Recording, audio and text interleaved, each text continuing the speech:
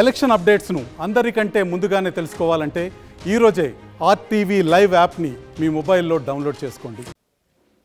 ఆంధ్రప్రదేశ్ సార్వత్రిక సమరం నిన్న ముగిసిన నేపథ్యంలో కూడా అన్ని నియోజకవర్గాల్లో జరిగిన పోలింగ్కి సంబంధించి ఈవీఎం యంత్రాలను కూడా స్ట్రాంగ్ రూమ్కి తరలించిన పరిస్థితి అయితే ఉంది. జిల్లా కేంద్రమైన ఒంగోలుకి దగ్గరలోని ఒక పటిష్టమైన భద్రతా ఏర్పాట్ల మధ్య కూడా ఇక్కడ ఈవీఎంలు అయితే భద్రపరిచిన పరిస్థితి అవుతుంది. రాత్రి లేట్ అంటే సుమారు 10:30 11 వరకు కూడా జరిగిన పోలింగ్ను దృష్టిలో ఉంచుకొని కూడా ఇక్కడ ఈవీఎంలు మొత్తం కూడా ఒంగోలుకు తీసుకురావడం జరిగింది. దానికి సంబంధించి మనతో పాటు మాట్లాడడం కోసం ప్రకాశం జిల్లా జాయింట్ కలెక్టర్ గారు ఉన్నారు. వారు మాట్లాడే తెలుసుకునే ప్రయత్నం. సార్ చెప్పండి, నిన్న మే 13 తారీఖు జరిగిన సార్వత్రిక ఎన్నికల భాగంగా కూడా ఒంగోలు ప్రకాశం జిల్లా కేంద్రం 8 నియోజకవర్గాల్లో ఎన్నికలు అయితే జరిగాయి. దానికి సంబంధించి ఈవీఎంలు కూడా పూర్తి స్థాయిలో తీసుకురావడం, రాత్రి లేట్ నైట్ కూడా కొంత ఓటింగ్ జరిగిన పరిస్థితులు మొత్తం ఏ విధంగా ఇక్కడ స్ట్రాంగ్ రూమ్లో భద్రపరుస్తున్నారు, ఇక్కడ పరిస్థితులు ఏంటి?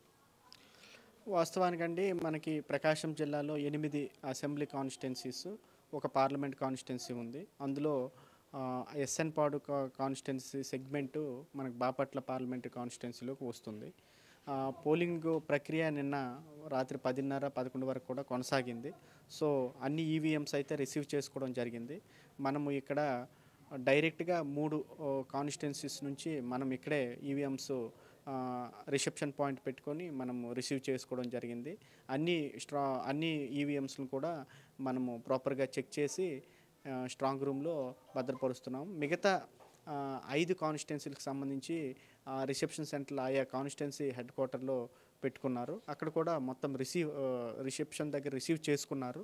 అవన్నీ కూడా ప్రత్యేకమైన డీజీటీ వ్యాన్లో మరి కొద్ది సేపట్లో ఇక్కడికి తరలించనున్నారు. మరి ఇక్కడైతే మనము 3 వలయాల్లో భద్రతా ఏర్పాట్లు చేస్తున్నాము. ఫస్ట్ స్ట్రాంగ్ రూమ్ దగ్గర సిఏపిఎఫ్ సిబ్బంది ఆర్మ్డ్ మ్యాన్తో 24/7 అందుబాటులో ఉంటారు. మరి సెకండ్ లైన్లో స్టేట్ మనకి ఆర్మ్డ్ పోల్స్ నుంచి రిజర్వ్డ్ పోల్స్ నుంచి సిబ్బంది అందుబాటులో ఉంటారు.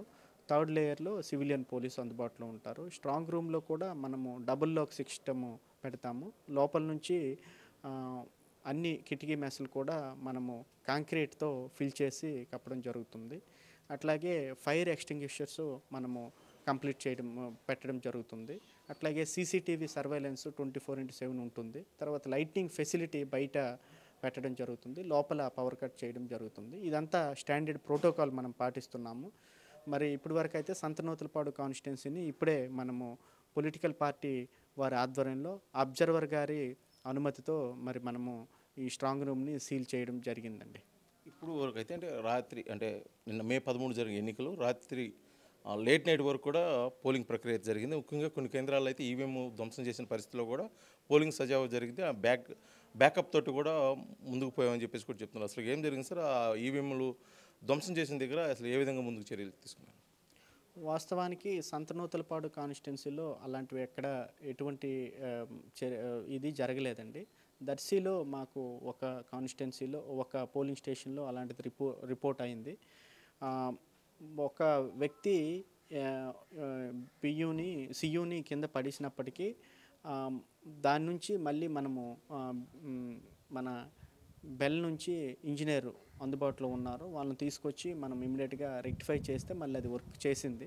కాబట్టి దాన్ని ఇమీడియట్గా మనము సపోర్ట్ చేసి వాళ్ళ మీద క్రిమినల్ కేసు కూడా బుక్ చేసాము. పోలింగ్ అయితే కంటిన్యూ అయింది. ఒక half an hour 1 hour interruption అయినప్పటికీ పోలింగ్ అయితే ముందుకు పోయాము.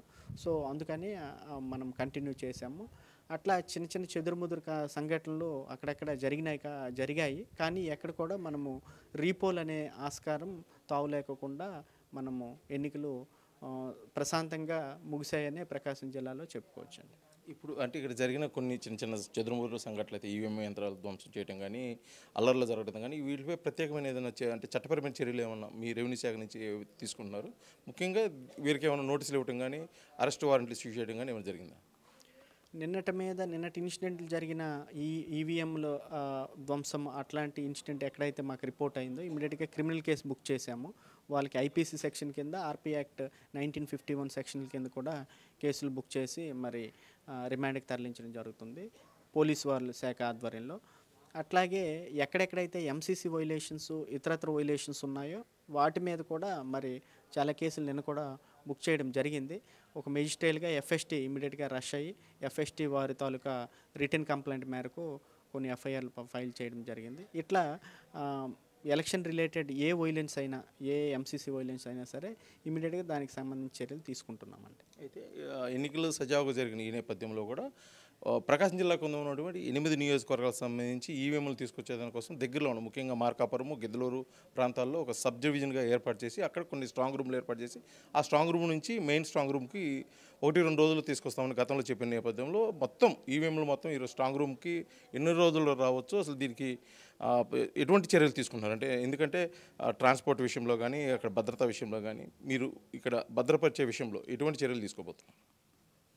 సో వాస్తవానికి గత అనుభవాల దృష్ట్యా గత ఎలక్షన్ అనుభవాల దృష్ట్యా మనము డైవర్సిఫై చేసి ఇంటర్మీడియట్ స్ట్రాంగ్ రూమ్ పెట్టుకున్నామండి. ఒకేసారి ఇక్కడికి వస్తే క్రౌడ్ వచ్చి మనకి ఇబ్బంది కలుగుతుందనే ఉద్దేశంతో ఇంటర్మీడియట్ స్ట్రాంగ్ రూమ్లో ఎర్రగొండపాలెం కానీ, మార్కాపూర్ కానీ, దర్శి కానీ, ఈ కనిగిరి ఈ కాన్స్టిట్యున్సీలో ఆల్రెడీ అంతా సెటిల్ అయిపోయింది. వాళ్ళు క్లోజ్డ్ వెహికల్లో అంటే డీజీటీ వెహికల్లో పార్లమెంట్కి సపరేట్గా, అసెంబ్లీకి సపరేట్గా 2 వెహికల్లో మరి తీసుకురావడం జరుగుతుంది. వాటికి సంబంధించి ముందు వెహికల్ ఆర్మర్డ్ గార్డు ఒకటి ఉంటారు, వెనక్కి కూడా ఆర్మర్డ్ గార్డు ఉంటారు, దాని ముందు ఆర్ఓ గారు ముందు ఉంటారు. అట్లాగే వెహికల్కి జీపీఎస్ ట్రాకింగ్ పెడతాము, ఆల్రెడీ ఇన్స్టాల్ చేశాము. దానికి సీసీటీవీ కెమెరా కూడా front side and back side, అంటే స్టేట్ పోలీస్ అబ్జర్వర్ గారు మొన్న వచ్చినప్పుడు ఆ సజెషన్స్ ఇవ్వడం జరిగింది. వన్స్ వెహికల్ మూవ్ అయితే ఎట్ ఎనీ కాస్ట్ ఎక్కడ కూడా ఒక్క నిమిషం కూడా ఆగడానికి లేదు. అట్లాగే కంటెస్టింగ్ క్యాండిడేట్స్ వెహికల్తో పాటు వాళ్ళు కూడా ఫాలో అవ్వచ్చు. సో ఆ రకమైనటువంటి పటిష్టమైనటువంటి భద్రత మధ్యన ఈవీఎంలు తీసుకురావడం జరుగుతుంది.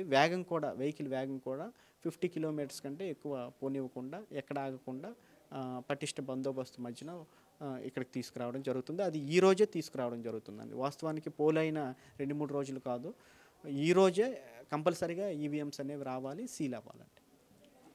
ఇది మొత్తానికైతే ప్రకాశం జిల్లాలో ఉన్న పరిస్థితి.